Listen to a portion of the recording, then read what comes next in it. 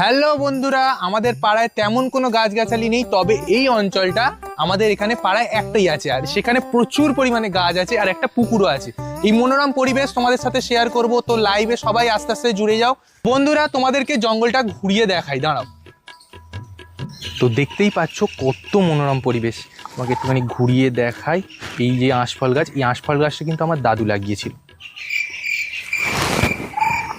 এটা কি?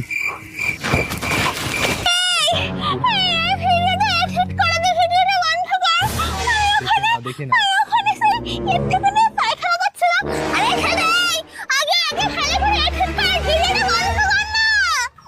আর বন্ধ করে লাভ নেই, এটা লাইভ চলছে, অলরেডি 1 লাখ লোক দেখছে।